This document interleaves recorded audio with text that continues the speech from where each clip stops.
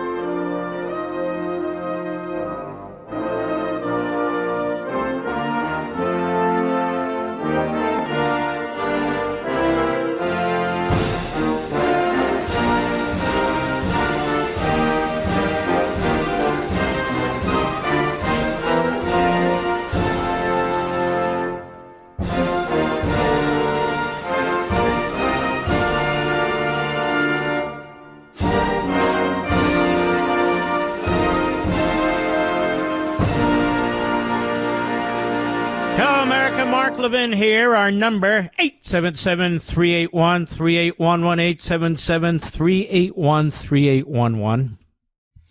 877-381-3811. How's everybody doing? There's a piece in Politico, which we all know has been on the government payroll under the Democrats with USAID, literally.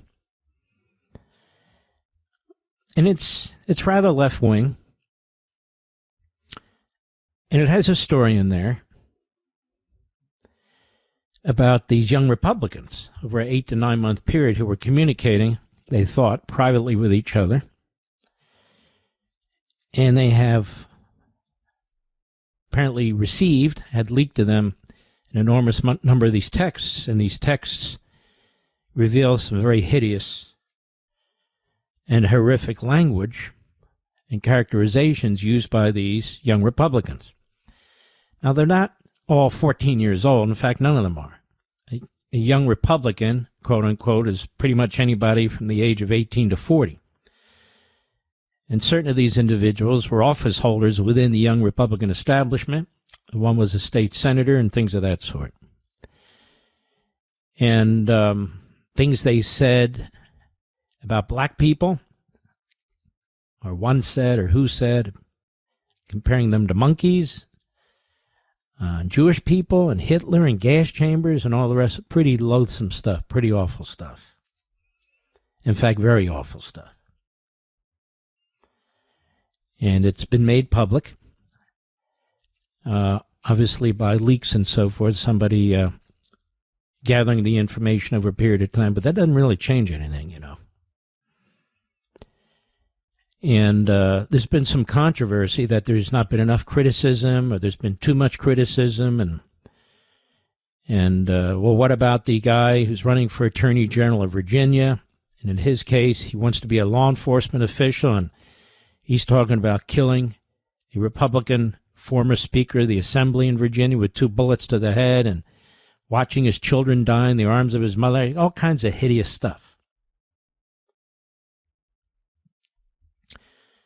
And we've seen a lot of this, folks, particularly as applies to Jews, of course. We've seen a lot of this. We've seen it come out of the mouth of elected Democrats. We've seen it come out of the mouth of guests and hosts who are platformed by various organizations, by even media, by podcasters. We've seen it at colleges and universities. This kind of language used by professors, that is faculty. as well as students and student groups. We've seen student groups that have alliances and associations with Hamas, a terror organization, a horrendous terror organization.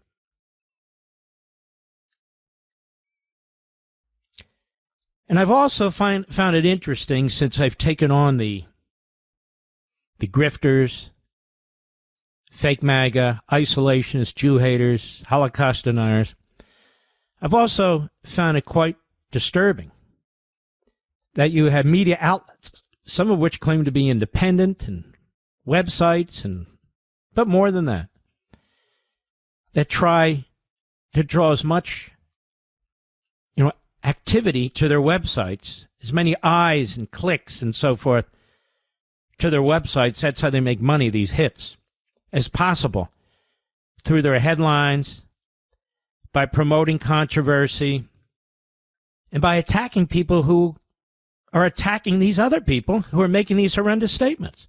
And then they sit back and they say, isn't this horrible, when they're participants in it. Politico, by the way, being one of them. Mediaite being another one. But not just them. The Drudge Report, the New York Times, the Washington Post, scores of media outlets. Look how they're promoting Marjorie Taylor Greene now. They love her. But look how they've promoted Tucker Carlson and Bannon and Owens. So here's what I posted today. I had to post it 2 or 3 times because my iPhone, as I tapped it out with my right forefinger, kept changing words. We finally got it right, Mr. Producer? All anti-Semitic, racist, and bigoted messaging and other forms of communication should be aggressively condemned. I don't care if it's young Republicans or young Democrats, members of Congress, too many to count, media that platform and promote such poison, which is often, organizations that invite bigots as speakers and debaters, podcasters, comedians, and on and on. I also find it disgusting that some of those condemning the young Republicans in Politico, who most certainly should be condemned and removed, are as guilty as they are with their headlines and storylines and promotion of a long list of bigots. It's sinister.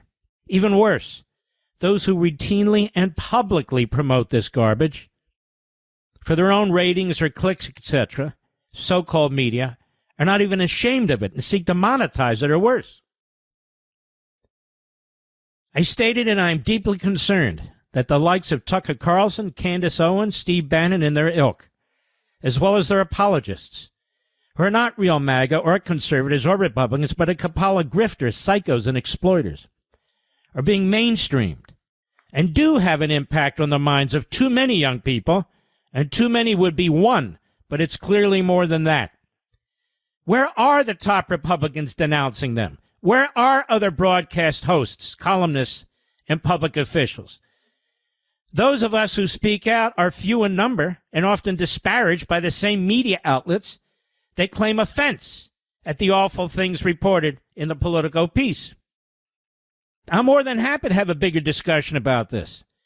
But as I observe and engage, I see too few with the guts to do so, including people in the left-wing media. And where are the top Democrats denouncing Mamdani, Omar, Tlaib, Sanders et al.? And by the way, I don't mean a handful and a small handful not endorsing him. Where are they denouncing him? These are vile demagogues. They are routinely platformed by the corporate media. The fusion of the media with the Democrat Party makes it less possible to have a real and regular condemnation of these people or conversation about them. In fact, one wire service, I believe it was AP, recently ran a story suggesting legitimate criticism of Mamdani and others is Islamophobia. Islamophobia. Well, what about CARE and scores of other like organizations with ties to Hamas, spreading their hate and propaganda, especially in the media? None identifies with the GOP. None of those groups do. Many work within the Democrat Party orbit, or they use Hamas propaganda, that is the media, from casualty figures and accusations of starvation and genocide in Gaza, allegedly perpetrated by the Israelis. They spread that throughout the media, accompanied at times with phony photographs, regurgitated not only by independent media grifters of the type I just spoke of, but Democrat Party officials and surrogates, which is obviously intended to promote Jew hatred. The corporate Western media, which is overwhelmingly Democrat and left-wing, has played a huge role in spreading this hate. I'm not talking about criticizing Israel. I'm talking about spreading blatant lies and hate. The rot within the Democrat Party and their media, not to mention their allied academic institutions, promotes the soft, if not outright embrace of terrorists and Marxist ideology, language, and front groups. What about the language used by the Democrats on any given Sunday on one of their network or cable shows against President Trump when he enforces the immigration laws, cuts programs and spendings, gives a speech, and so forth? And I could go on and on. I wrote extensively about this on Freedom of the Press. Now, obviously, there are times when such analogies against certain individuals or movements actually fit, but not against this president and his millions of supporters.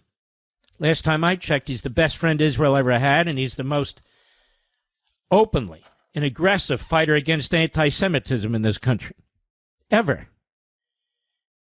This is nothing but agitprop, as Lenin called it. And part of the problem, the corporate media, numerous media websites, and desperate podcasters, among others, are a huge part of all of this. This cancer is in fact spreading. So Politico does the story on young Republicans. It's even worse. It's far worse. And Politico is a participant. In the meantime, I look forward to reading the text Politico will undoubtedly secure from elements within the Democrat Party to prove how ubiquitous this problem is, right, Politico? Now, for the morons out there who keep yelling free speech in the First Amendment, who don't know the Constitution from toilet paper because they're ignoramuses, this isn't about free speech. I'm not talking about the First Amendment and government action. I'm talking about we, the people, defending our civil society and our way of life from an evil and darkness that threatens them and those individuals and institutions that are spreading them. You see, we're allowed to use free speech, too. We're allowed to use freedom of association, too. We're allowed to turn people off. We're allowed to defund them. It's all in private, free activity. We must stop promoting these people. They're destroying our country. They're destroying our youth. They're destroying our party. They've destroyed the other party. And the left uses them. They attack them. And they use them and promote them. If we had a real press in this country, a press that really cared about this country, press that really cared about American principles, this would be a different place. A different place. I'll be right back. Mark Levin.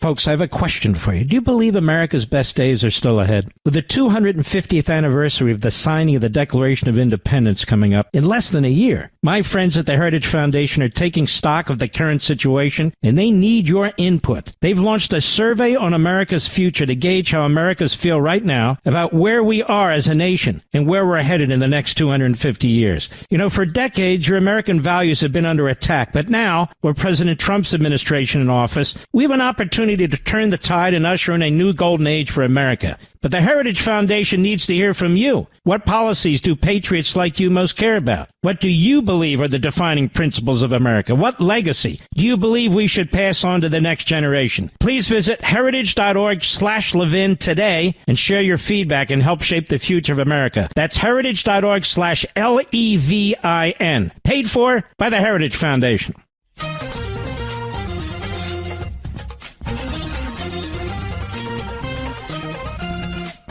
You know, it's up to us, we the people, to really push back against all this.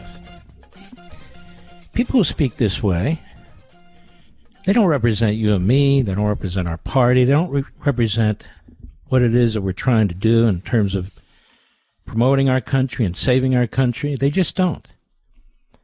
And I'm talking about people really with big platforms.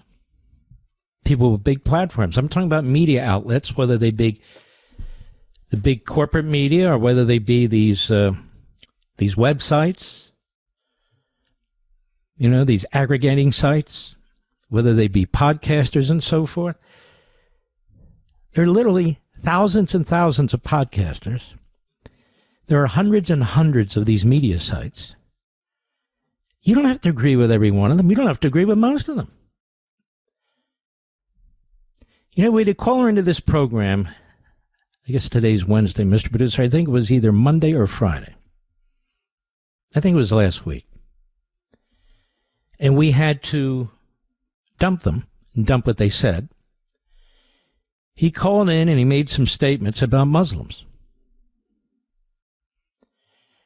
And then he made the statement and was laughing about it, as if he's sitting there and doesn't give a damn what he says or the consequences, that all Muslims look alike. Remember that guy, Mr. Producer? He's a bigot. All Muslims don't look alike. And if you want to talk about Islamists and jihadists and so forth and so on, you want to talk about the Muslim faith, the Christian faith, the Jewish faith. Look, I'm open to discussing all these things. But you don't come on my program, try to smear the program, try to destroy the program, try to smear me by projecting your bigotry onto the program or me or you folks. I'm not going to tolerate it, ever, and I never have. And I never have. Islamism is a real thing. Islamists, I should say, are real things, are real people. And they're called Islamists for a reason. Jihadists are real people, and they're called jihadists for a reason. And there's effect. They have an effect on the whole world. They murder, they slaughter, whether it's Muslims, Jews, Christians, or anybody who doesn't buy into it. This is a fact. It may be uncomfortable for some, but it's a fact. But don't call into this program and tell me all Muslims look alike and start that crap. You're on the wrong show. There are shows where you can do this. Now, they're not on the radio. They're not on TV. But you got podcasters. You can call in there and say any damn thing you want. But you and I have standards. It's not a matter of controlling free speech. These fools are free to say whatever the hell they want to. And there are platforms that will platform them and promote what they say. Not this one. And what I'm saying is when you have a media out there that is lamenting that this sort of thing goes on, when they promote the podcasters and others who do it, and they think it's funny, or they want to stir the pot, or whatever the reason, they are participants in this. They are participants using their platform, their resources, their writers, what have you, to advance it. And it is a metastasizing cancer, particularly among our youth. Particularly among our youth. And we have a responsibility to confront it. I'll be right back. We're coming upon the 250th birthday of the United States, and it has me thinking, what will America look like 250 years from now? My friends at the Heritage Foundation want to know what you think. What policies should America prioritize? What principles should carry us into the decades ahead? As America enters a new golden age, Heritage recognizes that this is the time to take stock and to be intentional about how we shape the future of America. And they can't do it without your input. So please go to heritage.org/LEVIN and let them know what you think is important. Without patriots like you stepping up and speaking up for what you believe in, America as we know it can't survive for another 250 years. Please go to heritage.org/Levin, heritage.org/LEVIN. Take the survey on America's future future. This survey takes less than 10 minutes to complete, but it is critical for making sure that the America we pass on to future generations is an America we're proud of. Go to heritage.org/Levin today. That's heritage.org/LEVIN. Paid for by the Heritage Foundation. America's most powerful conservative voice. The Mark Levin Show. Dial in now. 877-381-3811. Welcome back, America. Speaking of a Marxist Islamist, full bore, he's full out, full-throated, we have Mamdani. Extraordinarily dangerous individual. The whole movement is dangerous. The Marxist Islamist movement dressed up as a democratic socialist movement. He was on Fox News today with our friend Martha McCallum, and Martha is fantastic. Listen to this. Cut 7, go. When it comes to the ceasefire, I am thankful and I have hope that it will actually endure and that it will be lasting. And I continue to have concerns because I've seen reports still, just this in the last few days, that 5 Palestinians were killed by the Israeli military. And that's what gives me pause about issuing any kind of praise or celebration at a moment when it is still so in its infancy. And what I will tell you is that in that same moment, it is also one that requires a focus on ensuring that that hope, that belief in a better future is one that is emblematic in our policies right here in New York City as well. And that's what we're hoping to lead with. So would you give President Trump credit or not, to any extent? Credit or not? I think it's too early to do so. Too early to say. But if it proves to be something that is lasting, something that is durable, then I think that that's where you give credit. What a fraud. What a fraud. They've killed 5 Palestinians. His friends, Hamas, is slaughtering Palestinians left and right as I speak. You can go online and even see some of it. They beat them to a pulp. Anybody who dares to challenge them, anybody who belongs to one of these clan families that rejects them, you really need to look at this, folks. They're executing them publicly. What's called field executions. He says not one damn thing about that. It's the Israelis killing Palestinians, don't you know? And they killed 5, don't you know? Now look, the guy's a Jew hater. He's an Israel hater. He's a Hamas lover. He speaks out of both sides of his mouth, but mostly out of one side of his mouth. And in the years past, and I don't mean when he was 14 years old, I mean when he was a state representative.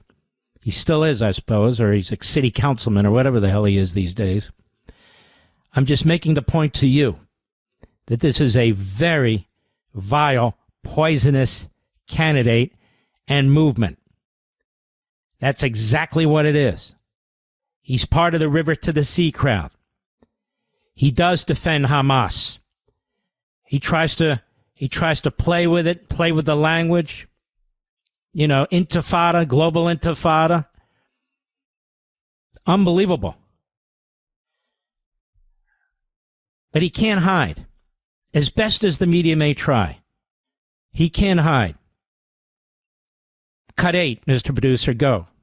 I have no issue with critiquing Hamas or the Israeli government because my critiques all come from a place of universal human rights. And my focus No, they don't come from universal human rights. Boy, he talks fast, doesn't he, Rich? Comes from a place of universal human rights. Like we're in Uganda, where he's proudly embraced. Like we're among Marxists, they're for human rights. Islamists, they're for human rights.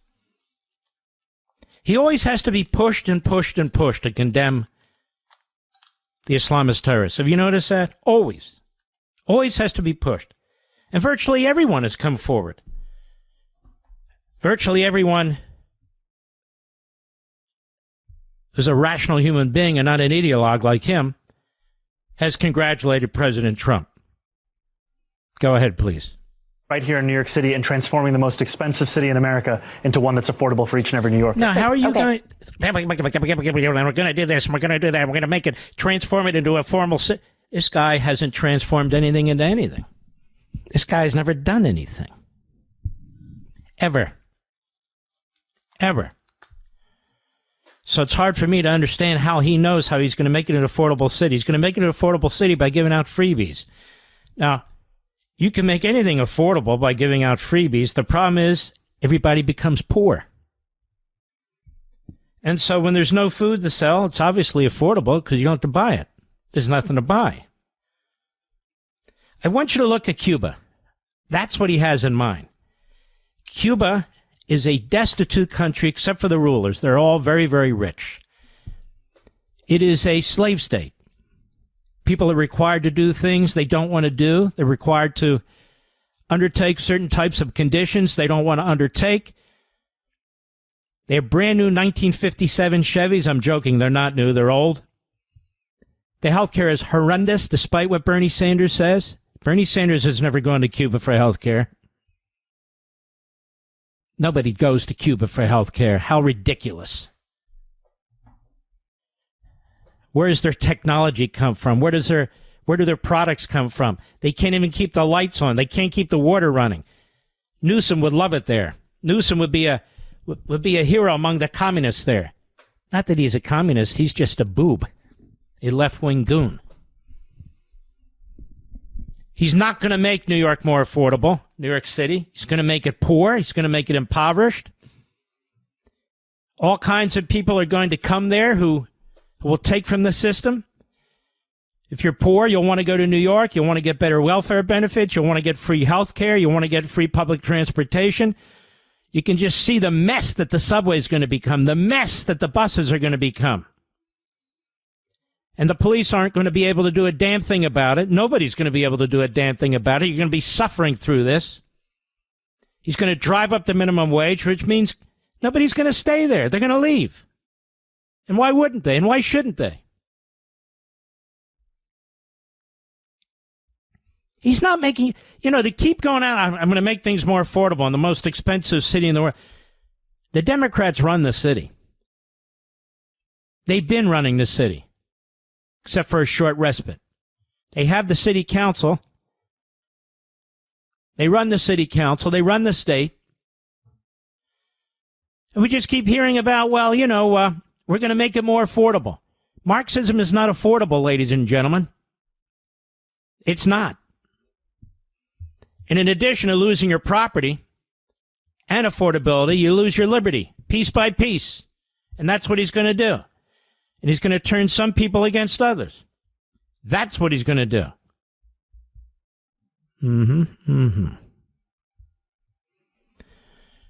Unbelievable. All right, where are we, Mr. Producer? Let's continue. Yes, please. I want to get to that, absolutely. But do you believe that Hamas should lay down their weapons and leave the leadership in Gaza? I believe that any future here in New York City is one that we have to make sure that's affordable for all. And as it pertains to Israel and Palestine, that we have to ensure that there is peace. And that is the future that we have to fight for. But you won't say that Hamas should lay down their arms and give up leadership in Gaza. I don't really have opinions about the future of Hamas and Israel. Yeah, you do. You have opinions about it. You're trying to conceal it. It reminds me of the woman running for governor of New Jersey, the woman running for governor of Pennsylvania. The fact of the matter is they have opinions on everything, but they try to conceal them. Men and girls sports, securing the border, all this other stuff where they're enormously unpopular on the wrong side. But he doesn't have an opinion. His opinion that he's going to arrest Benjamin Netanyahu. And if he arrests Benjamin Netanyahu and he interferes with our foreign policy, he should be charged federally by the Trump administration. That's what he should do. Can't have a private citizen, a mayor, interfering with our foreign policy. We don't even recognize the International Criminal Court. We can't have a precedent where some jackass like this punk, this no good punk who's done nothing for his country, now wants to destroy his city, our city, New York. You can't have somebody like this set a precedent. And what will happen when Donald Trump travels over abroad? And if this International Criminal Court decides that he's guilty of something, will they be able to arrest him too? It just shows you what a lunatic he is, an absolute lunatic. And he talks fast and he throws out these shibboleths and, we're going to make it more affordable, more affordable. No, you're not. You're going to make food scarce. You're going to drive up the cost of homes. You're going to drive out employers and businesses so people will lose their jobs. Cuomo, Sliwa, be prepared. Plain English. Counter his ideology. Counter it. That it's not new. That it's not the future. That it's Cuba. That it's Venezuela. Explain it. That's the way to beat them, if there's still time to beat them. That's the way to do it, if you really want to beat them. That's the way to do it. Mr. Producer, for the, third or fourth or fifth time, would you invite this guy on this show? This show, right here. Rich, are you there? Well, if you don't turn on the mic or speak up, I can't hear you. I must be going deaf. We'll be right back. Mark Levin.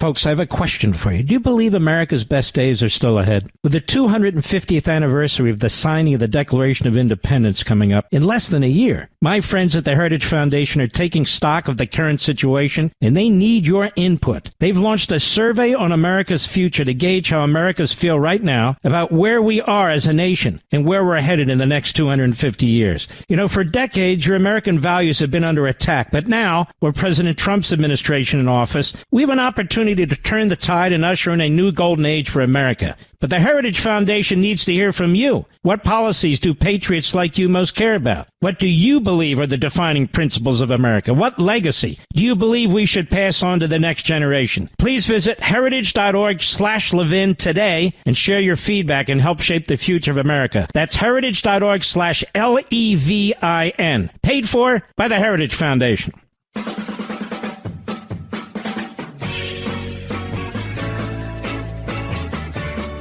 Now, here's Mamdani, cut 9. He wants to arrest Netanyahu. That's just incredible to me. I mean, of all the people out there, all the genocidal maniacs, particularly in the countries that this guy admires, and the terrorist group Hamas, the Palestinian terrorists. No, it's Netanyahu. Cut 9, go. You have said that you would arrest Netanyahu if he came to the United States. You've been very outspoken in your criticism of him. Do you stand by that? You would arrest him if he came here, if you were mayor? I've said that this is a city that believes in international law, and this is a city that wants to uplift and uphold those beliefs. Don't say this is a city that believes this or that, moron. When you're never going to get a majority to vote, you'll just get a plurality. And don't tell us this is a city that believes X, Y, Z, because you don't have any legal authority of any kind to arrest any foreign head of state. Any. Period. Can you imagine, ladies and gentlemen, if cities and these mayors take it upon themselves? They won't arrest illegal aliens. They won't arrest criminals. I mean, big-time felons and recidivists. They don't want prosecutors to prosecute them. They don't want the police to get them. But Benjamin Netanyahu, he'll use the full force of the law when he doesn't even have lawful authority to do it. Go ahead. The United States doesn't stand by the International Criminal Court. It hasn't signed the treaty for the International Criminal Court. The International Criminal Court, however, has issued a warrant for the arrest of Benjamin Netanyahu. But what grounds in the United States could you arrest him on? As it has for Vladimir Putin. I've said that I believe that we should uphold arrest warrants by the International Criminal Court, and that we would. So here we have a mayor who's decided that he will recognize the International Criminal Court. Here we have a mayor who has decided he will not recognize federal immigration laws, so he claims a sanctuary city status where they will not assist with the arrest and deportation of even violent criminal illegal aliens, but he assumes power, ultra or extra power that he does not have as a mayor, to arrest the head of a country by a corrupt ICC that we don't belong to either. Go ahead. Abiding with all of the laws in front of us. I'm not going to make a new law to ensure that we can actually. You don't have the power. Abide by what laws? What laws are you even talking about? Ladies and gentlemen, this is what I mean. Representative government is not extraterritorial. International organizations do not represent you. You do not vote for them. They must not have no control over your lawful processes. We have a constitution. That's it. Not an international criminal court. Reagan rejected it. The Bushes rejected it. Trump rejects it. The Senate has never ratified a treaty recognizing the jurisdiction of the International Criminal Court. We worry about our own military personnel being gathered up this way. These are tribunals that are headed by judges appointed by European countries and others. They tend to be very left-wing. They do not employ our standards under our Bill of Rights. They do not employ our understanding of justice and law. As you can see by what this International Criminal Court did, it's corrupt as hell. At the urging of South Africa and Ireland and Spain, all of whom are run by radical leftists, even Marxists, who hate Israel and hate us, by the way. You cannot outsource our Constitution and our sovereignty, and that's what this guy's doing. He's throwing in with the Marxists, the international Marxists and leftists in Europe, in Africa, and also I'm talking about Ireland and so forth, because that's the jurisdictions, or those are the jurisdictions that he respects. And so he's saying, we honor international law. He honors international law? Who makes international law? So now we're going to honor the European Union's law, not our own law? Now we're going to honor Russia's law and China's law? Now we're going to honor the law of the Arab states? The hell is he talking about? In the United States, mayors have no role, none, in international relations. Mayors have a responsibility to uphold federal law under the Supremacy Clause and other clauses of the Constitution. He rejects that, and now he wants to use extra constitutional and territorial law. Go ahead. Would allow you to arrest Netanyahu in New York City? I've appreciated Commissioner Tish's leadership of the NYPD, and I think that she's done a good job at lowering crime across the city. But do you think that she would go along with arresting Netanyahu in New York? I can tell you that I'm going to exhaust every legal option in front of me, not to make new laws to do so. You have no legal option, moron. This guy's extremely dangerous. New York, you have an opportunity to put an end to this. You have an opportunity to go vote. Make sure your family votes. Make sure your friends and your neighbors vote. They're going to vote the right way. And put an end to this right here and right now. We'll be right back. This segment of the podcast is exclusively sponsored by Pure Talk. Pure Talk offers great coverage and can save your family money on your wireless bill every single month. Go to puretalk.com to find the plan that's right for you. Thank you again for listening, and thank you so much for this sponsorship, Pure Talk. He's here. He's here. Now, broadcasting from the underground command post, deep in the bowels of a hidden bunker, somewhere under the brick and steel of a nondescript building, we've once again made contact with our leader, Mark Levin. Hello, America. Mark Levin here. Our number, 877-381-3811, 877-381-3811. Oh, yeah. So what are the odds of the Democrats taking back the House? Now, I worry a little about rope-a-dope. I worry a little bit about these polls, these data guys who are on CNN and elsewhere. I like this guy, Harry Enton. He's very entertaining, but still, trust but verify, right? The old Reagan line? We better fight like hell or we're going to lose the House. That's Mark's view. That is my view. We better fight like hell. We're going to lose the House. We lose the House. We lose the presidency. We lose the agenda. And we might lose the next presidential election. We cannot lose the House, folks. Now, we don't want to lose the Senate either.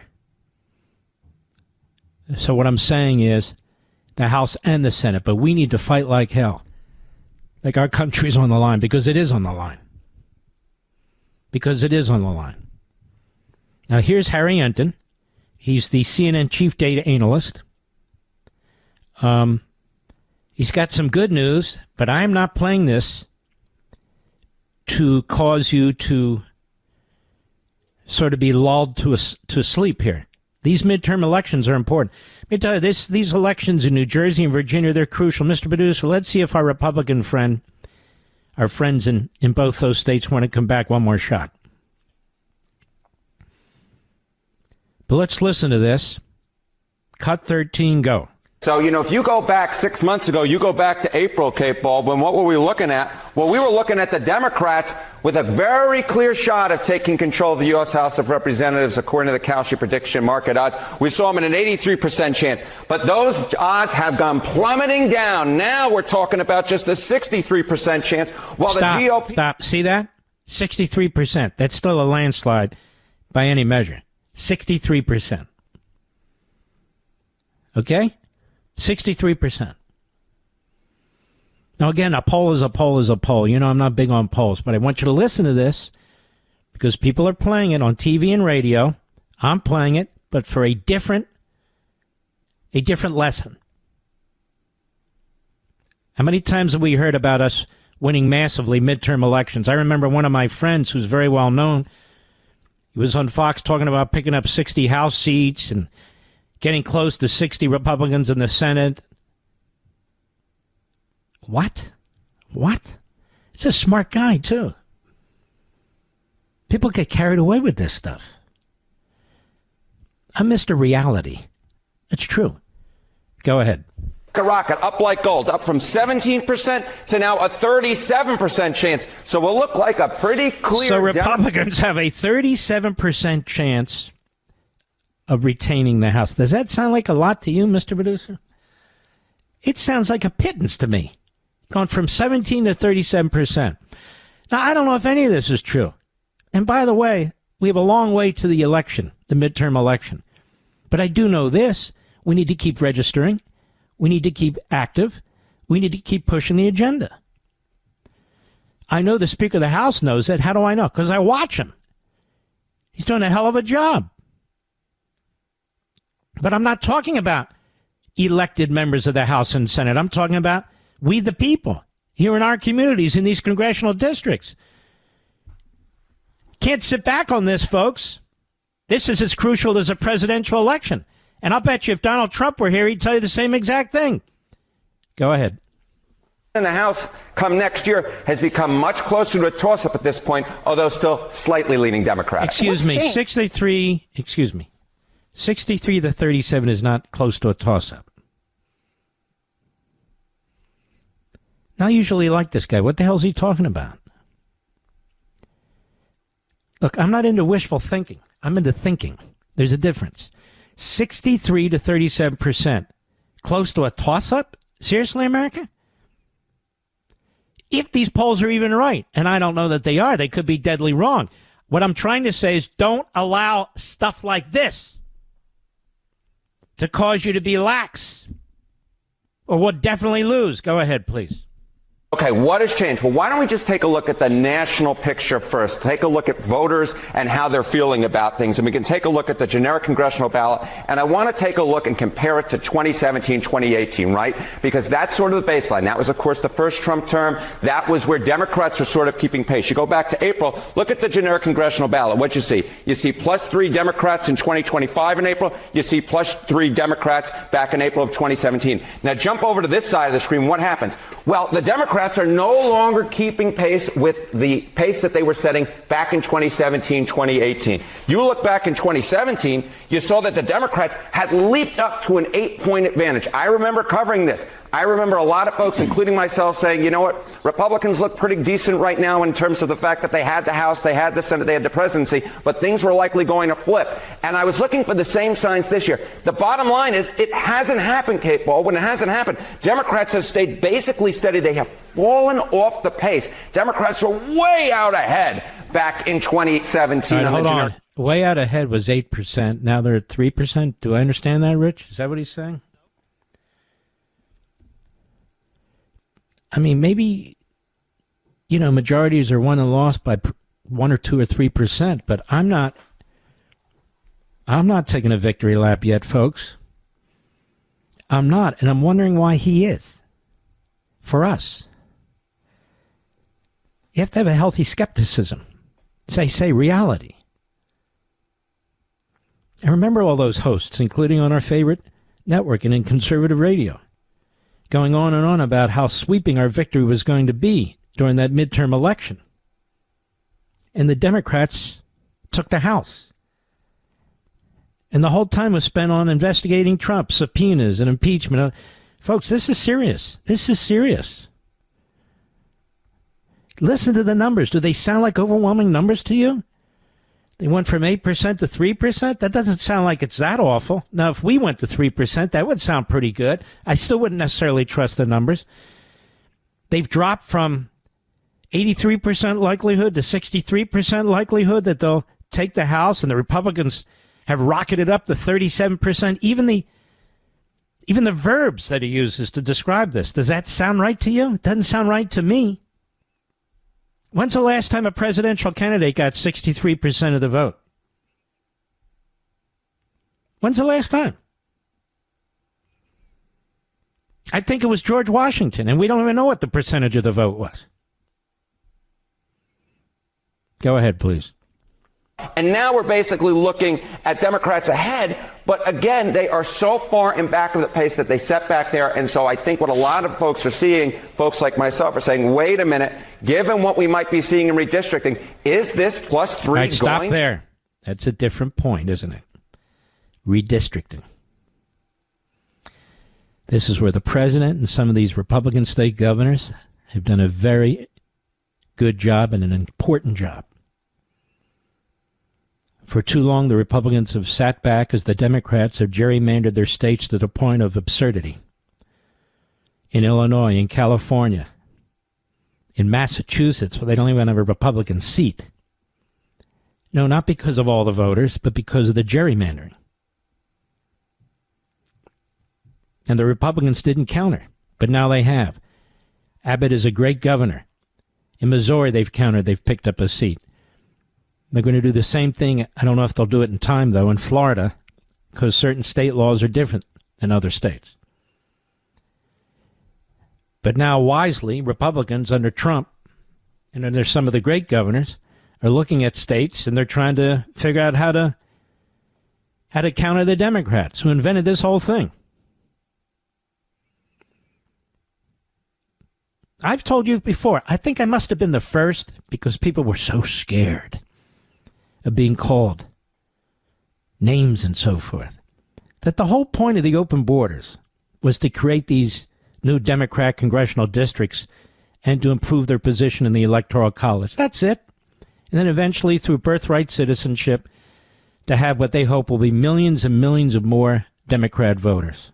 That's right. We discussed this. We've discussed this for years. I actually wrote about this, aspects of this anyway, in Liberty and Tyranny. Not about gerrymandering per se, but the change in the immigration laws in order to accommodate the Democrats. Go ahead. That's it. That's probably enough. We'll be right back. Mark Levin.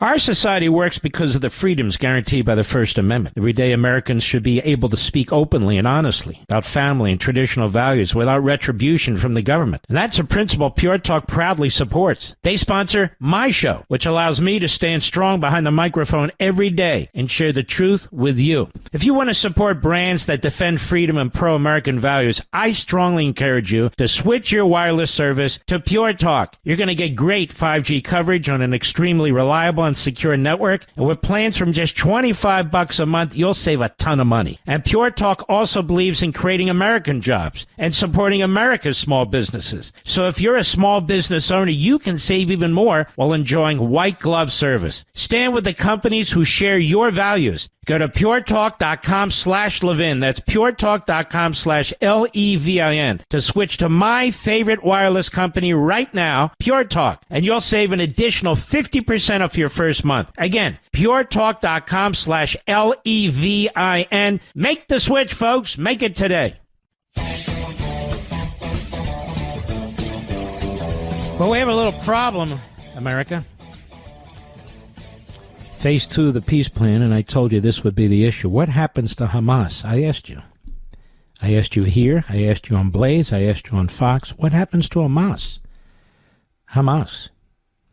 What happens? They said they're not going to disarm, so who's going to disarm them? And if they don't disarm, then Gaza's not demilitarized. And the Israelis gave up 48% of Gaza to Hamas.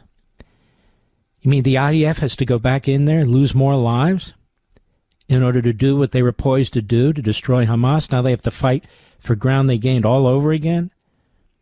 Street to street, neighborhood to neighborhood, until they surround the city of Gaza. Do you understand what I mean, folks? All the people attacking Netanyahu, attacking me and others, who said as a matter of rationality, they should be able to finish this terrorist organization off.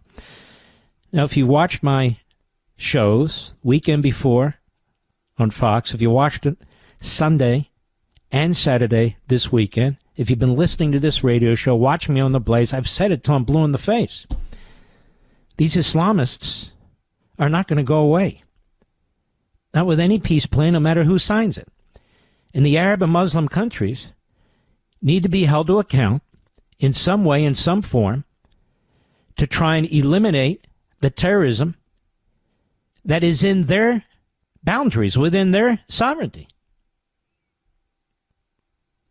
The leadership of Hamas is in Qatar. The leadership of Hamas is in Turkey. The leadership of the Muslim Brotherhood is in Egypt. Al-Qaeda was founded in Saudi Arabia. This isn't complicated. In fact, it's quite simple. What is complicated is the unwillingness of these Arab and Muslim countries to extinguish the terrorism. Some of them are funding it. Some of them are afraid of it, and they acquiesce to it. But what's little Israel supposed to do? Just play defense all the time, and when they're hit, fight back? What are we supposed to do?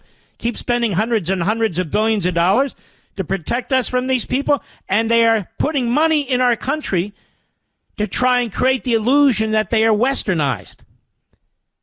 They're not westernized. Qatar's not westernized. It's a brutal genocidal regime that still funds the Muslim Brotherhood, that still protects the leadership of Hamas. And now we are committed to using the United States military to protect Qatar after we lavish praise on them for their fantastic job. Well, how fantastic has the job been? Look at Hamas. Hamas is slaughtering Palestinians as I speak. You're not hearing a damn thing about it. No marching in the street, because Hamas owns these organizations. If not directly, indirectly. CARE, Students for Justice in Palestine, all these other groups. It was never about Hamas. It was never about terrorism. It was about destroying the United States of America and destroying the state of Israel, whose soldiers are standing up to this. Not Europe soldiers, not American soldiers, Israeli soldiers. And what are they going to be? Accused of genocide again? Of starving the population again? People in Gaza today, tonight, yesterday, tomorrow are being butchered, are being executed by Hamas.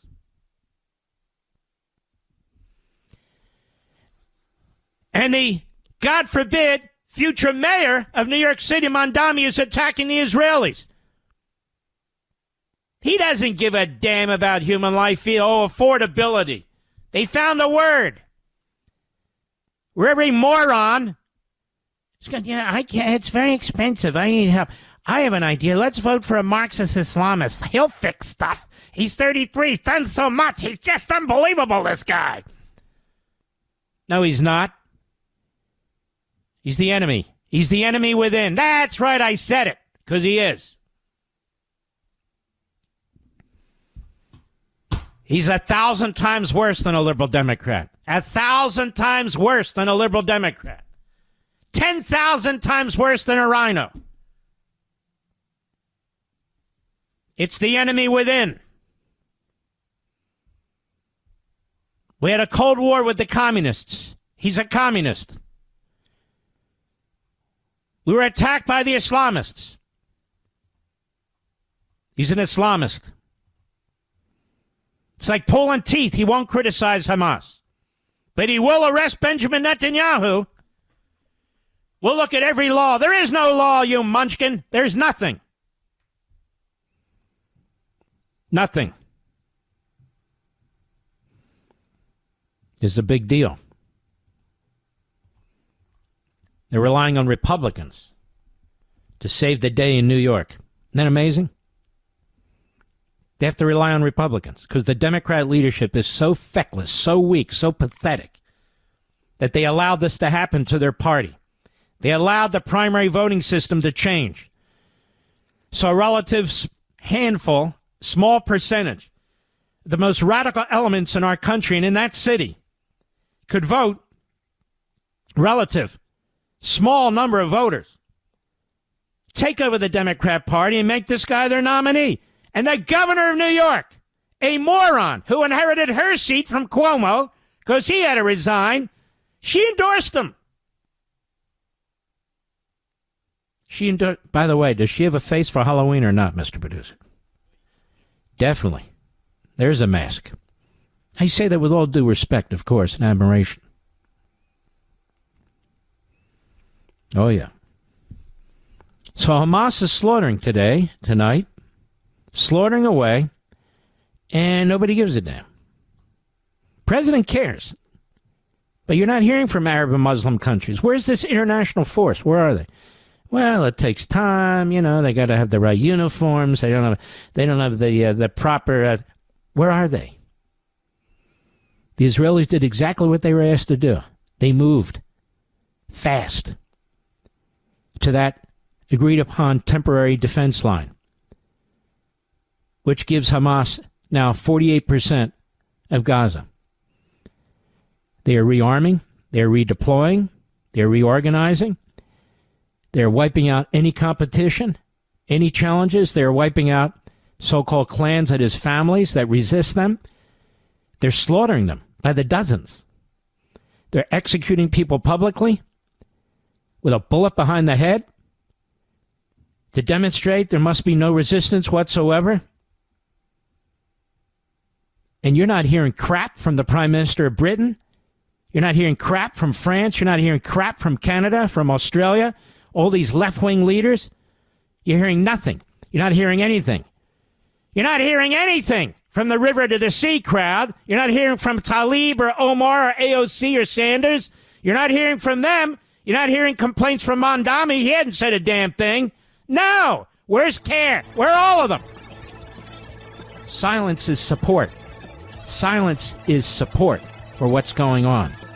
I'll be right back.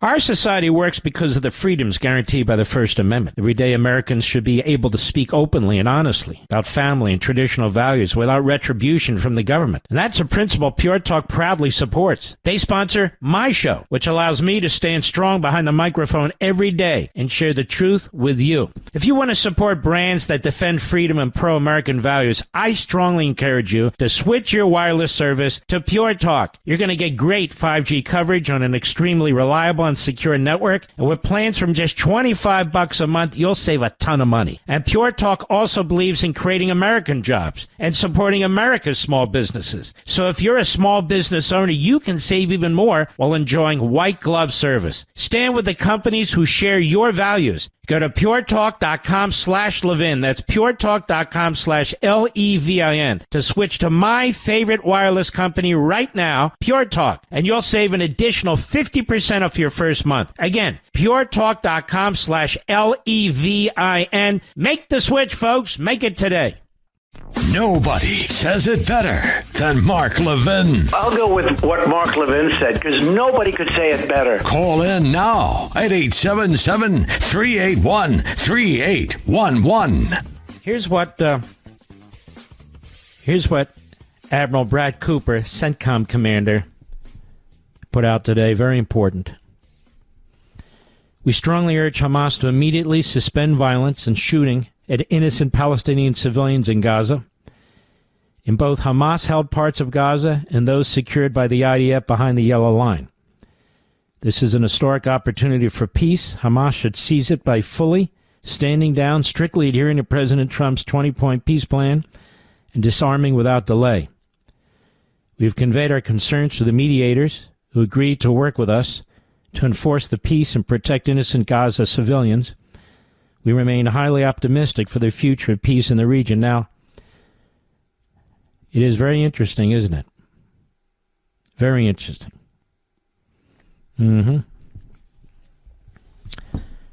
We shall see what happens.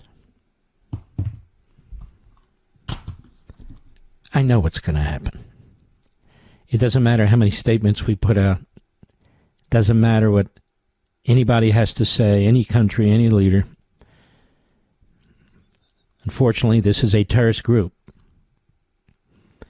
I told you before that the West does not comprehend this ideology. From the 7th century primitive bastards, their ideology goes further back than that, a couple thousand years. The more people they kill in the most inhumane ways, they believe the more success they have, and the closer to God they become and to heaven. And anybody who disagrees with them, anybody, it's like the Marxist leadership, needs to be eliminated in the most humiliating and horrifying way. That's it. That's what they believe. And so that's what they do. And these are like cockroaches, Hamas. Behind Hamas is Al-Qaeda. Behind Al-Qaeda is ISIS. Behind ISIS is Islamic Jihad. Behind them are 1,000 other groups. And behind all of them is the mothership, the Muslim Brotherhood. Funded by Qatar, by the way. You know, the royalty in Qatar and the royalty in Saudi Arabia still hate each other's guts, but they have a common enemy, the Jews. Why? For one, it distracts from the failings of their own royal governments, and it brings them in unity with the terrorists, so the terrorists aren't focused on toppling them, which they greatly fear.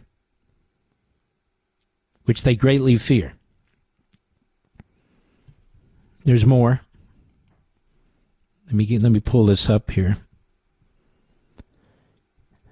Israeli military says, before I get to that, New York Post, Hamas carries out public executions just hours after peace treaty signing. Terrified Gazans fear Hamas won't disarm as terrorists massacre Palestinians, punishing families. I've discussed this for what now, Mr. Producer? 5 minutes total? That's 5 minutes more than anybody else. It's shameless and shameful. The war in Gaza has stopped, but the killing hasn't, writes the New York Post. Palestinians are scared for their lives, as many fear Hamas has no plans to saddle up for Phase 2 of President Trump's peace deal and will continue to slaughter civilians who stand up against the terror group. I told you Phase 2 was the problem, Phase 2 was the issue. I told you Saturday, I told you Sunday, I told you Monday, I told you Tuesday, I'm telling you tonight. I told you the week before. From the first moment the Israeli planes disappeared from the sky, Hamas began punishing the families. One Gazan activist in the war-torn land told the New York Post. They accused people of collaborating with Israel, but that's not true. They just opposed Hamas during the war. Hamas executed civilians in front of people's eyes, said the activist, who asked not to be named for obvious reasons. No names, no confessions, nothing. Just grabbed them, and they beat them, ladies and gentlemen, and they executed them. Activist Amin Abed, who fled Gaza after Hamas tortured and nearly beat him to death over his opposition to the October 7th terror attack on Israel, said the terror group was using the executions as a show of force and has no intentions of relinquishing power or giving up its weapons. He said Hamas is much stronger than any family or civilian group. They can crush anyone who stands against them. What we're seeing now is Hamas waging a war against its own people. And they've been waging this war through starvation, too. And the Israelis have been made out as the aggressors, as the genocidal maniacs, when the Israelis actually have been the saviors. If they had been free to destroy this terrorist group, which they had surrounded in the city of Gaza, this outcome would be much different. And I want to add something else. This shows you how incredible these IDF soldiers are fighting these barbarians. Nobody else can beat them. Nobody else in the Middle East is capable of defeating them except the Israeli army. the Israeli Defense Forces. Nobody else. With the genius of the Prime Minister and his tactics. Them and Hezbollah and Iran. This should underscore for any skeptics, I don't mean ideological, hateful opponents, skeptics, the brilliance and the capability and the courage of this Prime Minister, Netanyahu. We see, says the activist, we see Hamas restoring its full strength. They're everywhere again, as police, as militia, as security. We're deeply concerned about the return of Hamas to power and the continuation of the violence under Hamas in Gaza and exposing us again to the same injustice that we've experienced for 17 years. Now, if Hamas reigns in power, Abed warned, the cycle of violence between Israel and Hamas will emerge again sometime soon. We're afraid that the bloody war will be back and Hamas will wage another October 7 attack.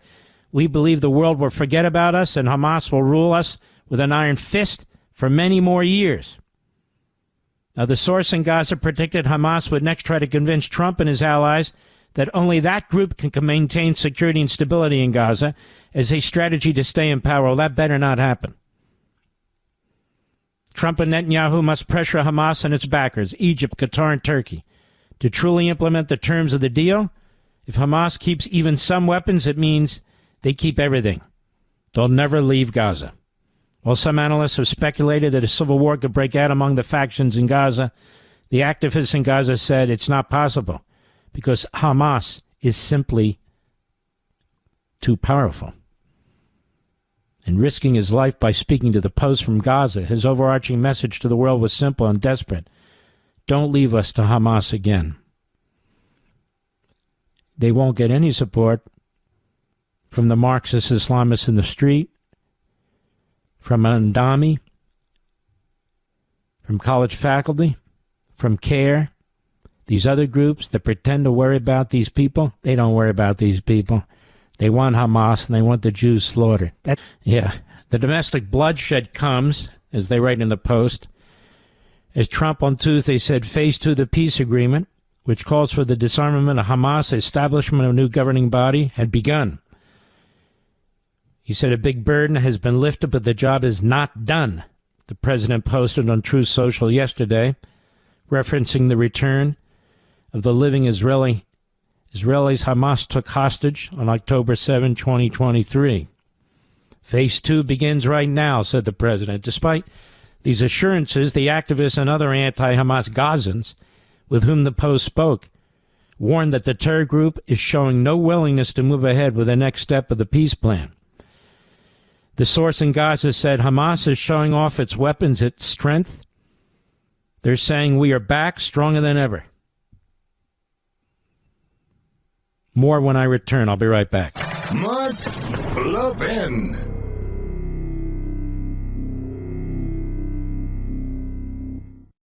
Our society works because of the freedoms guaranteed by the First Amendment. Everyday Americans should be able to speak openly and honestly about family and traditional values without retribution from the government. And that's a principle Pure Talk proudly supports. They sponsor my show, which allows me to stand strong behind the microphone every day and share the truth with you. If you want to support brands that defend freedom and pro-American values, I strongly encourage you to switch your wireless service to Pure Talk. You're going to get great 5G coverage on an extremely reliable and secure network, and with plans from just $25 a month, you'll save a ton of money. And Pure Talk also believes in creating American jobs and supporting America's small businesses. So if you're a small business owner, you can save even more while enjoying white glove service. Stand with the companies who share your values. Go to puretalk.com/Levin. That's puretalk.com/LEVIN to switch to my favorite wireless company right now, Pure Talk, and you'll save an additional 50% off your first month. Again, puretalk.com/LEVIN. Make the switch, folks. Make it today.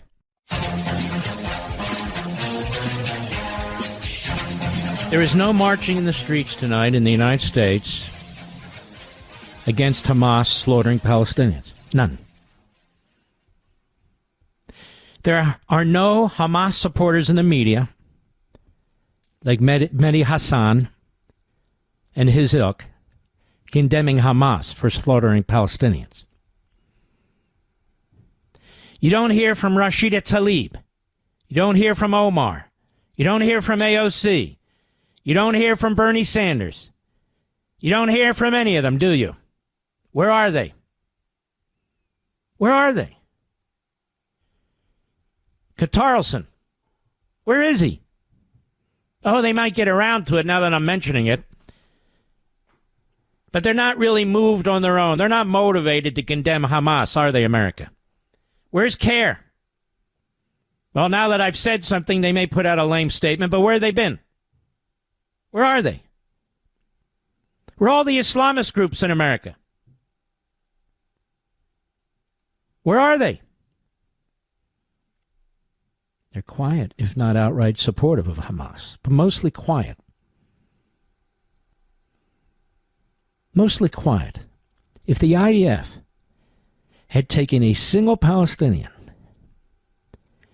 beaten them within an eyelash of their life, then tied their hands behind them, made them kneel, and took a rifle and shot them in the back of the head and put it on video for the whole world to see, there'd be a Security Council meeting at the United Nations. The Europeans would boycott Israel. They demand not for a Palestinian state, but probably 10 Palestinian states. In our own country, Republicans and certainly Democrats would condemn Israel. But Israel doesn't do that, does it? They don't have a single photograph of that. They don't have a single piece of evidence of anything like that. And here we are tonight. You and me, Mr. and Mrs. America. While this is taking place on a massive scale, the slaughter of Palestinians by Palestinians, Hamas is Palestinian. The slaughter of Palestinians by Palestinians, Hamas, Islamic Jihad, and the rest of them. There's no marching? No, there's nothing. Nothing. The anti-Semitism goes on. The pro-Hamas organizations go on. The universities and colleges continue with their poisonous brainwashing. The vast majority of our Democrat Party is silent. The Islamists within the Democrat Party haven't peeped a word. Oh, the poor Palestinians, nothing? Nothing. The Marxist Islamist groups in every city in America, not a word. Nothing.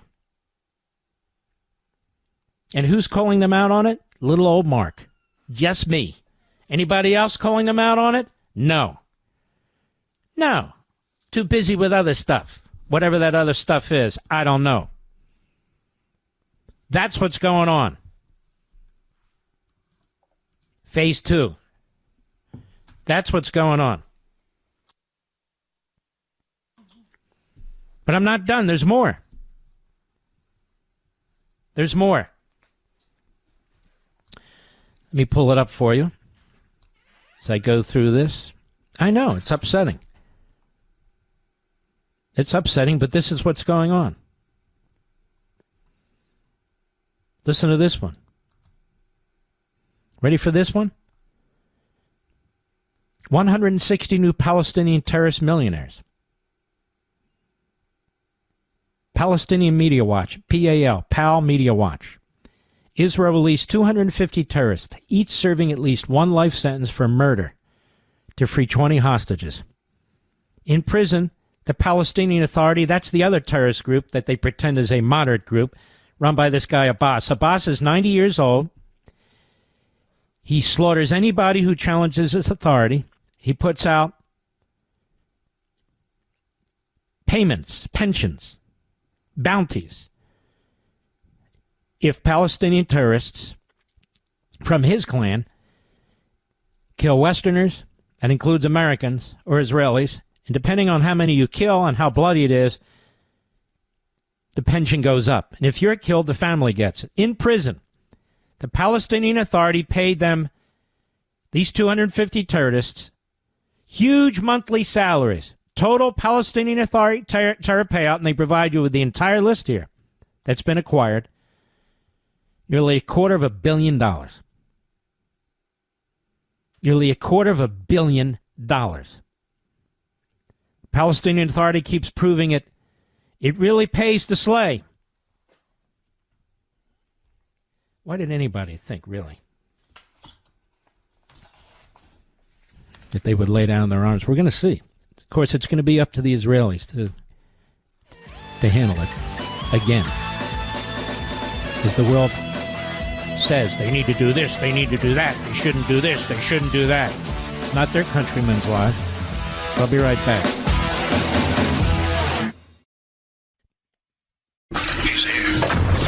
He's here. Now, broadcasting from the underground command post, deep in the bowels of a hidden bunker, somewhere under the brick and steel of a nondescript building, we've once again made contact with our leader, Mark Levin. Hello, America, our Power Hour. I'm Mark Levin. Our number, 877-381-3811. Yes, we will take calls at the bottom of the hour. 877-381-3811. And by the way, if Mamdani, God forbid, is elected, he will be worse once he's elected than when he's running for office. Then he won't have to hide a damn thing.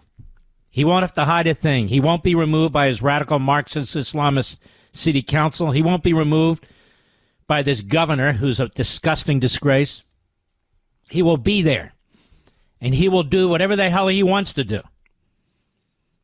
And he will say things that he wouldn't say during the election. And you might say, what about re-election? He won't care about re-election. You know who's going to take orders from America? The Democratic Socialist Party, a.k.a. the Marxist Islamist Party, which has condemned the Trump peace plan. Condemned it. Which is why he won't praise Donald Trump. He will take his orders. He will take his orders from these people hiding in the shadows, who hate America, who hate the West, who hate our Constitution, who reject our founding, who hate the Israelis. They will hate most of the constituency who they will claim to represent with a simple word, affordability. And they're mocking you. They're laughing at you in New York City. They're laughing their berets off. They think they're fooling you. They think you're fools. Yeah, affordability. Yeah, we'll give you free transportation. Yeah, sure. That won't be a problem. Yeah, and the rest. These are the worst kind of frauds and phonies. Not people are going to fall for it because they're stupid or they want to believe. Or they're newly in the country, or whatever, Now, this guy Newsom in California has destroyed that state. And he's not even a Marxist Islamist. He's just a big, dumb bastard. Our friends at Breitbart, yeah, Newsom marks hostage deal by mocking Trump, Netanyahu, as Dumb and Dumber, and then he deletes his post. Now, this is a guy who takes oil from his car and puts it in his hair. This is the guy who has an IQ of a negative 17. This is the guy who has all the mannerisms of Bill Clinton with the hands and the this and the that. It's a whack job. It's a chameleon. California Governor Gavin Newsom, whose official Gov press office account has been posting increasingly vicious attacks on President Donald Trump. Hey, Newsom, you're not Trump. You can't pull it off. You're a punk. You're a moron. You're low IQ. You're a failure. But he crossed the line yesterday by mocking the release of Israeli hostages.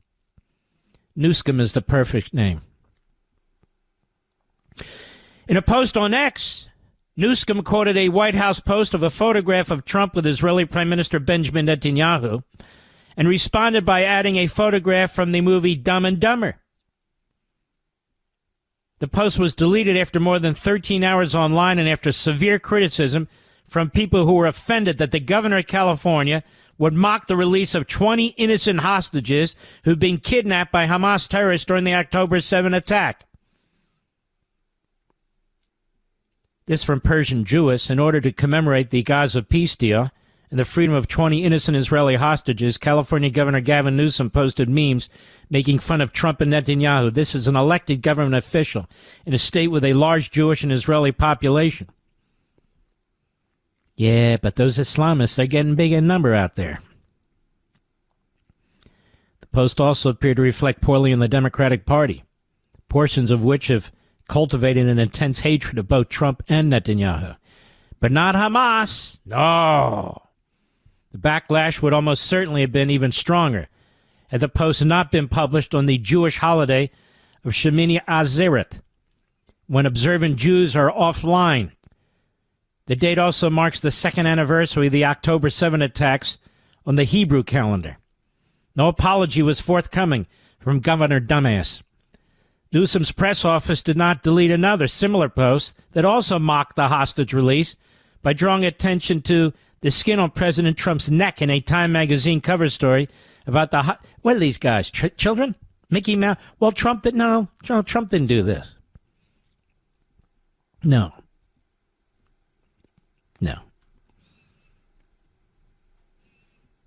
Newsom has thinly disguised presidential ambitions. I wonder how many facelifts that guy has had. Probably as many as Nancy Pelosi. That's just my guess. And the post will almost certainly be used by future opponents to argue that he's unfit to conduct the foreign policy or national security policy of the United States. Joe Pollack wrote this. He's a tremendous journalist, by the way.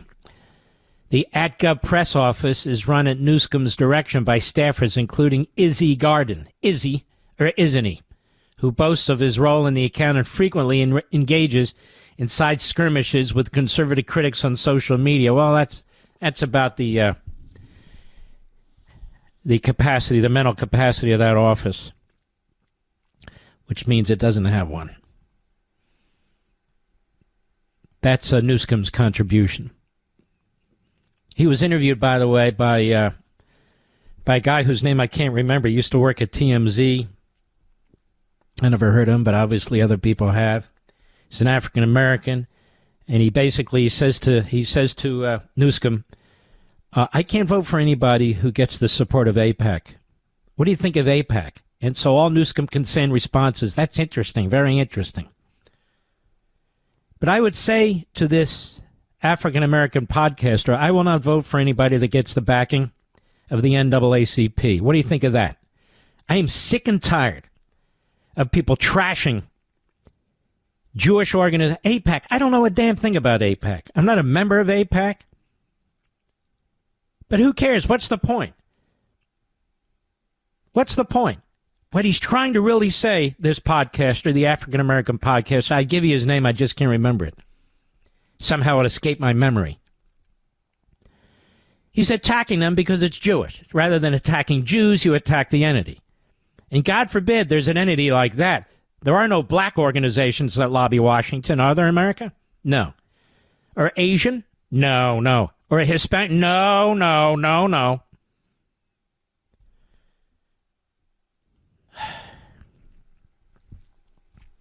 Nope.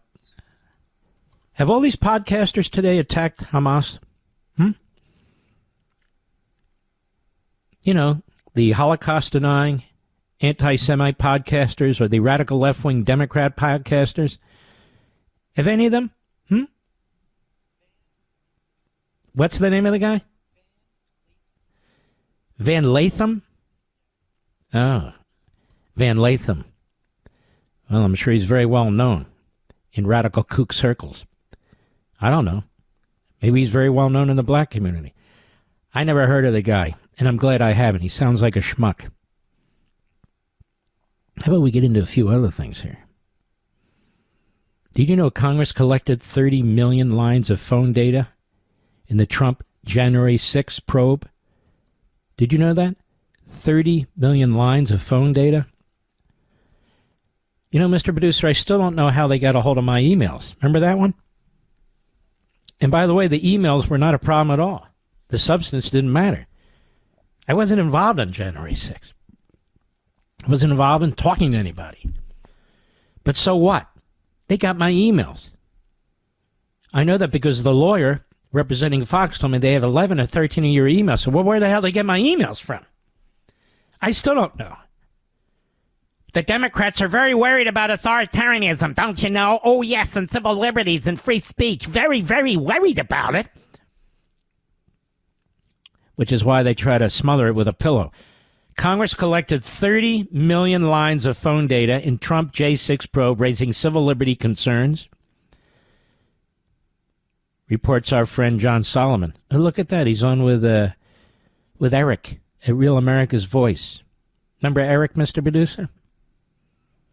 What's his last name again? Bowling.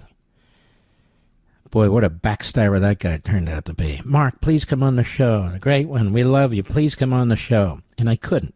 Under my contract, I can't do these other shows. Then he brings on Marjorie Taylor Greene constantly. Yeah, what do you think of that, Levin? Hey, what do you... I'll never forget you, buddy. I never will. And I won't attack you for the reason you were fired either. I have too much class to do to you what you do to me. And by the way, I haven't been fired by anybody. You know why, Mr. Producer? I know how to conduct myself. I know how to behave myself. It's called basics. Congressional investigators collected a stunning 30 million lines of phone data, mapping contacts between conservatives and the Trump White House in the name of investigating the January 6th Capitol breach, a massive dragnet that raises civil liberty concerns about the lack of limits on the ability of lawmakers to snoop on Americans' private phone calls. I don't have many phone calls over there, I'll be perfectly honest with you. I never have. The mountainous collection of phone records were revealed to the FBI, led by Chris Wray. Remember that guy? In late 2023, by former Representative Adam Kinzinger. Remember that jerk? A GOP member of the Democrat-run House January 6th Select Committee. The cache, or cache, if you prefer, was offered to the Bureau on the eve of the 2024 presidential election as evidence without requiring a warrant, according to an FBI document memorializing the offer that was reviewed by Just the News. The memo says Kinzinger told the FBI that the phone data had been collected by then-former Representative Denver Ringelman, an ex-Republican who was a staffer on the Capitol Riot Committee, who later helped Hunter Biden's legal team in its efforts to cast doubt on the laptop belonging to Joe Biden's son. Denver Ringelman, Mr. Producer?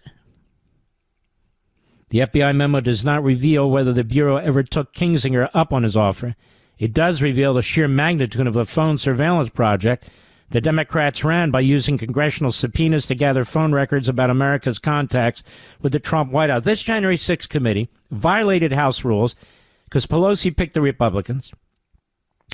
It violated House rules in that after the committee was done and the Republicans won the House, as you know, they destroyed so much data, you can't even count the amount of data they destroyed.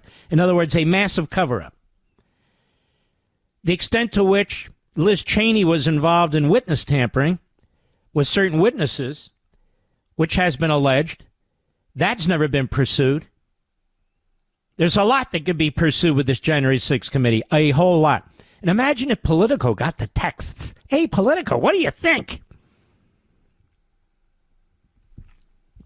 No, of course not.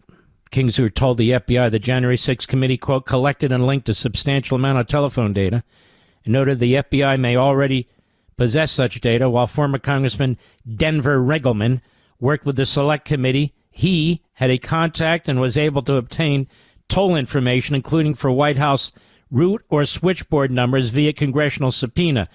The FBI agents wrote in their memo summarizing the offer. Kinzinger noted that he, Kinzinger, did not conduct the analysis himself, but that Ringelman had identified certain telephone connections between the numbers identified as being associated with the White House and certain individuals. What a sleazeball operation. In a post Wednesday on his Substack, Kinzinger confirmed he had the conversation with the FBI in December 2023, alerting agents to the data, but said he believed the collection of phone records was old news because the congressional subpoenas were public. Oh, look, it's old news. Move along. Move along. Massive civil liberties violation. Move along. It's like this a-hole Jack Smith, that rogue. Move along. Move along. Don't worry. Just because I was monitoring Republican senators and House members. Move along. Just because I used the law to try and take out Trump. Come on, move along.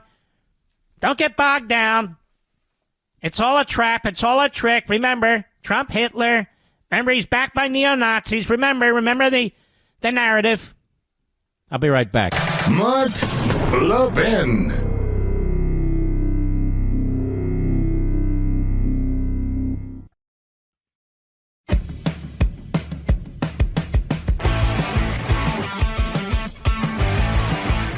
Ladies and gentlemen, we're now doing on a fairly regular basis an analysis of the accuracy of this program. And I am pleased to announce that the firm of Goldberg, and Muhammad have determined that this program is accurate 99.8% of the time. I had thought it was 100% of the time, so we will strive to be perfect. 99.8% of the time is better than any other program on the air, I must tell you. And we received the official results from Goldberg, and Muhammad, which is a very reputable firm. And we've asked them to continue this analysis. I want to get to Justice Ketanji Brown Jackson at a hearing on whether majority black congressional districts, whether that's racial gerrymandering, under the 1965 Voting Rights Act. That is, whether it's racial gerrymandering as opposed to gerrymandering based on population. Cut 17, go. I don't understand why your answer to Justice Kagan's question about is this a compelling state interest is no. The answer is obviously yes, that you have an interest in remedying the effects of racial discrimination that we identify using this tool. Whether you go too far in your remedy is another issue, right? Your Honor, I think step zero in all of these cases, it was certainly step zero in the Robinson litigation, is the plaintiffs came in and said, we want another majority black district. I thought they came in and said, we are not receiving equal electoral opportunity because our votes are being diluted. Which is the same way of saying we deserve a second No, majority it's not, black district. because that, again, just trust me on this, the second electoral or second district is a remedy that one could offer for a problem that we've identified. And the whole Robinson litigation was about identifying the problem. Is this really happening? In many, many Section 2 cases, the court says, you're wrong, you're fine. There is not an electoral opportunity being denied to you, go away. In this case, the court said, I see. I'm looking at the factors. I appreciate what you're saying. You've proven that we have this problem. And so the next question is, how do we go about remedying it? Here's the big battle. She is worried that this issue, this assignment of congressional districts based on race, something that was put in place 60 years ago to deal with mostly the segregated South, and ensure that blacks had representation. She's worried that that's going to be eliminated because over time it was supposed to be. And it actually waters down the influence of black voters because if you're simply in a black district and that black district is represented, as she hopes, by a black representative, you've really segregated that district and those black voters from having influence in other districts where there are also white voters or Hispanic voters or that sort of thing. Now, she had more to say about this that I want to get to when we return, and so did Clarence Thomas, as a matter of fact. This was going on in a hearing today. We'll be right back. The voice of reason in a sea of lunacy. Mark Levin. Dial in now. 877-381-3811. The Voting Rights Act was passed in 1965, or the Civil Rights Act of 1965, if you will. There was also one in 64. This one's different. It was intended to end the dilution of black voting. It was intended to ensure that blacks could vote and their vote would be protected. So for the longest period of time, from 1965, certain states and certain counties, even in the Northeast, like in Pennsylvania and New England, were under the watchful eye of the federal government, which declared that there were questions. And what became clear over time was there weren't questions. That in the Civil Rights Division, sort of radical leftists and the Democrats, when they controlled it, they didn't want to let these states and these counties out, despite all the passage of time and literally no evidence of systemic discrimination. It also provides for individual voters to be able to have a cause of action on their own to bring against the government. And there are organizations like the NAACP and others that provide lawyers and funding for those kinds of cases. There are precious few of them, just so you know. So the court ruled some time ago that this part of the Voting Rights Act was no longer necessary. There was no evidence to support it. And so, as it was expected when it was passed, over time, that was eliminated by the court. Now the question is it really pro-anti-discrimination anymore to have these districts that are like 90% black or 82% black or 94% black? Doesn't this dissipate the influence of the black vote, where they could actually, from a racial perspective, and this is not my perspective, I'm just saying what the law is, from a racial perspective, could actually have influence in 2 districts or 3 districts rather than put in 1. And what we were finding when I was at the Justice Department is that the NAACP and groups like that were sometimes on the same side of the state or county Republican Party, because the NAACP was focused on how many black representatives they would have out of black districts. And the Republicans said, that's fine by us. Do not spread these communities into other communities where we might lose congressional districts. Again, it's not my view. This is what was taking place. And to some extent, it's still taking place. Which is why if a justice rules that, no, these districts where you're loading them up with one minority or another, it's unacceptable, because you're actually diluting the strength from that racial or ethnic perspective. In other words, one man, one vote. Justice Ketanji Brown Jackson is fighting for allowing the remedy of what I'll call almost purely black districts. And what's happening is there's now pushback like, why? How does that help? Cut 18, go. I guess I'm thinking of it, of the fact that remedial action, absent discriminatory intent, is really not a new idea in the civil rights laws. So what she's saying is, even if the intent isn't discriminatory, we need these black districts. We need them anyway. Because a white representative can't properly represent a black community. This is what she's saying, effectively. And the counter to that that's being argued, and has been argued, is, wait a minute, that's not how this works. It's not how it's supposed to work. That's not the purpose of the Voting Rights Act. For somebody to draw such a conclusion based on stereotypes. Go ahead. A very enigmatic example of this is something like the ADA. Congress passed the Americans with Disabilities Act against the backdrop of a world that was generally not accessible to people with disabilities. And so it was discriminatory in effect because these folks were not able to access these buildings.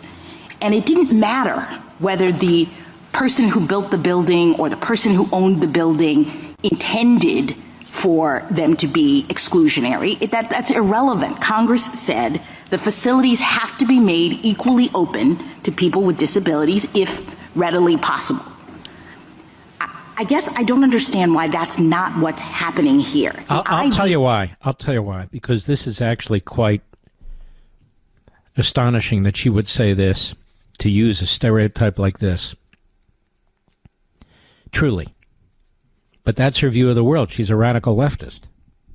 Talk about physical disabilities. The fact of your skin color is not a physical disability. It may have been at one time. There's no question about it. And people will say, well, it's latent, it's not so open, and so forth and so on. But a physical disability is forever. And there are black people and white people who get along, who agree with each other, who have the same objectives, who even have the same politics. They even intermarry.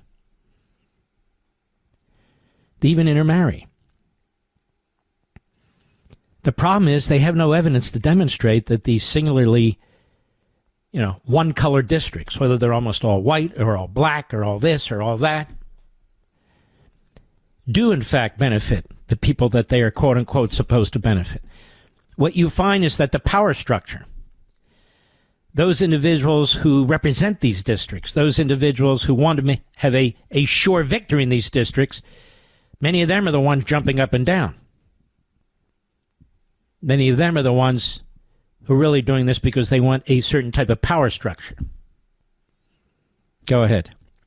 In Section 2 is that we are responding to current day manifestations of past and present decisions that disadvantage minorities and make it so that they don't have equal access to the voting system, right? They're disabled. In fact, we use the word disable in Milligan. We say that's a way in which you see that these processes are not equally open. Mm-hmm. So she wants this remedy there, and she wants to keep it legal and constitutionalized. That is basically single-race districts. And what the administration is saying, no. Maybe there was a time for that, no question. But that law was not expected to be in existence in perpetuity. And you don't have any evidence other than your suppositions and stereotypes to suggest so. Yep. All right. Let us go to Clarence Thomas. In the Louisiana Solicitor General, actually, is the one challenging this, Benjamin Aguinaga. Go ahead. What role did Robinson play in the development of SB 8? Justice Thomas, Robinson is the only reason SB 8 exists. We fought tooth and nail in the Robinson litigation itself in telling the courts that we did not think the Constitution permitted us to draw a second majority black district. Now stop right there. By the way, SB 8 is shorthand for these congressional districts, or the redistricting plan, I should say, in Louisiana. And so their Solicitor General, Louisiana, saying Robinson, a Supreme Court decision, is the only reason these districts exist the way that they exist. We fought tooth and nail in the Robinson litigation itself in telling the courts that we did not think the Constitution permitted us to draw a second black majority district, as you know, under protest. And again, people might say, well, why not? And the reason is you watered down the black vote in other districts when you build districts, gerrymander them in a way where they are mostly black or mostly white, for that matter. But I want to talk about, African Americans here. And so there is a real downside, a lot of people believe, to continuing with this practice, to continuing with it. Go ahead. SB 8, because the threat was that the federal courts were going to do it if we didn't. And I think that's the best way to conceive of why SB 8 exists. We would never pass SB 8 in the first instance without Robinson, Justice Thomas. What were the findings in Robinson? The finding by the Middle District in Robinson was that the plaintiffs in this case were likely to show a violation of Section 2, and the likely violation, and I'm using very broad terminology because I do not know what the underlying violation is. I can't articulate that for you, Justice Thomas, because I don't think anybody can. But I think the finding in the district court's mind in that case was that the likelihood of a Section 2 violation meant that a majority black district was required, a second one. And I think that was the bottom line, and when our legislature saw that, we understood the marching order, and that's why you see SB 8 as it exists today. All right. Principal Deputy Solicitor General Hashim Mupan on this hearing. Question by Sonia Sotomayor. Cut 20, go. could control for partisan effect. There was racially polarized voting even within the Democratic Party. That's where Section 2 matters, where you have a reason to think that a racial group is being treated. Here, too. You have proof of that here. No, you don't. What you have here is that Republicans and Democrats are different. There's no. You have some that even white Republicans or white Democrats won't vote for black candidates. Right, but if these were white Democrats, there's no reason to think they would have a second district. None. And so what is happening here is their argument is because these Democrats happen to be black, they get a second district. If they were all white, we all agree they wouldn't get a second district. That is literally the definition of race subordinating traditional principles. Okay, you understand that?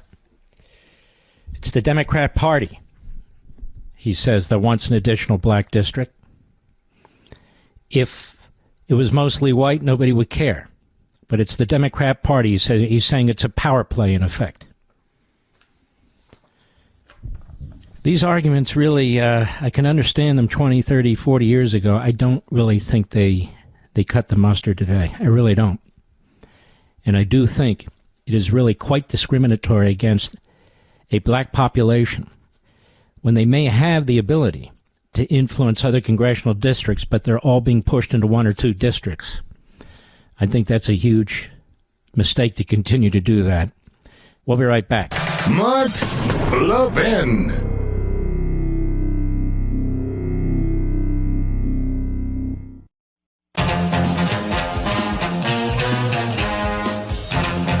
All right, let's take a few calls, I promise, but, you know, Supreme Court and things of that nature are a big deal to me.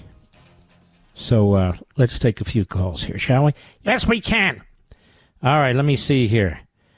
Let's go to Joel, Naples, Florida, the great WFSX, a great affiliate there. How are you? Hi, Mark. Good. It's really good to talk to you. Thank you, Joel. I spoke to you about this thank you. Yeah, I spoke to you about 2 weeks ago about Hamas and them being, being able to be released, the hostages, and then what happens to Hamas and their 1,200 or whatever they wanted released. And now we see what's happening in the, the gutted streets of Gaza. And so how do you? And then you have all those Arab nations that are I could look, Joel, just because time is tight. I could be dead wrong, but you're asking me, and I think the only way this is going to get done is if they let the greatest prime minister in the history of Israel, and unfortunately those young men and women in the IDF who've been at it for a long time, to go back in. They're going to have to fight over territory they already conquered, surround these bastards and wipe them out. And let them wipe them out. Let them wipe them out with our complete 100% backing. And I assume those Arab and Muslim countries are going to want to back them too, now that they're our dear friends. I say that sarcastically, of course. Thank you, my friend, for your call. Let's see if we can slip in. I don't think we're going to have time to slip in one more here. I really don't. I want to thank you, folks, for joining me every evening, or at least 5 days a week, 6 to 9 p.m. When I started in radio, that was considered the worst time to have a radio show. It's now considered one of the greatest. And that's because of what you and I, but you, have blazed over the course of a couple of decades. We salute our armed forces, police officers, firefighters, emergency personnel, our truckers, the men and women in Ukraine. I hope you're going to be getting your Tomahawk missiles soon so you can better defend yourselves. The men and women in Israel, and you, red-blooded Americans, thank God for you. See you tomorrow.